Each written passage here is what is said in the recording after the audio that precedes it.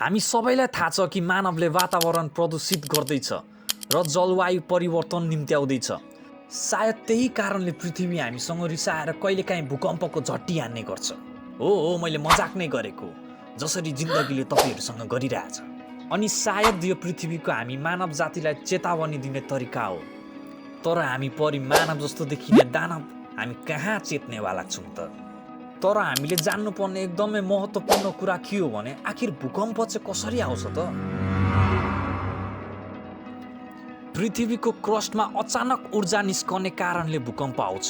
यो ऊर्जा टेक्टोनिक प्लेटहरूको आन्दोलन, ज्वालामुखी विस्फोट वा मानव गतिविधिहरू जस्तै खनन र फायरिङद्वारा आउन सक्छ।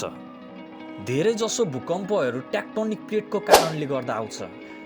पृथ्वीको क्रस्ट धेरै टेक्टोनिक प्लेटहरू मिलेर बनेको छ, जुन लगातार विभिन्न दिशाहरूमा चलिरहेको छ। जब दुई प्लेटहरू एकापसमा ठोकिने गर्छन्, तब प्लेटहरू बीच तनाव उत्पन्न हुन्छ। अनि यदि त्यो तनाव धेरै बढेर जान्छ भने ऊर्जाको ठूलो मात्रा जारी हुने गर्छ। अनि त्यही ऊर्जा रिलिज हो जुन हामीले भूकम्पको रूपमा महसुस गर्छौँ। अब सायद तपाईँले भूकम्प कसरी आउँछ बुझ्नुभयो होला। कहाँ भाएको? भिडियो अझै सकिएको छैन। भूकम्प सुरु हुने बिन्दुलाई फोकस वा हाइपोसेन्टर भनिन्छ। फोकसको सिधै माथिको सतहमा रहेको बिन्दुलाई एपिसेन्टर भनिन्छ। सायद मेरो प्रोनाउन्सिएसन रङ भयो होला। क्या फर्क पर्ता है? Let's get back to topic. अनि सायद तपाईँले म्याग्निट्युड भन्ने शब्द सुन्नुभएको छ होला। आखिर म्याग्निट्युड भनेको के हो त? भूकम्पको म्याग्निट्युड भनेको निस्कने ऊर्जाको मात्रा हो। भूकम्पको तीव्रता भनेको कुनै खास स्थानमा कम्पन भएको मापन हो। अनि संसारको सबैभन्दा ठुलो रेकर्ड गरिएको भूकम्प सन् 1960 मा चिल्लीमा गएको थियो। म्याग्निट्युड गेस गर्नु। राइट, 9.5 म्याग्निट्युडको भूकम्प गएको थियो। अब सायद तपाईँहरूले बुझ्नुभयो होला म्याग्निट्युड भनेको के हो।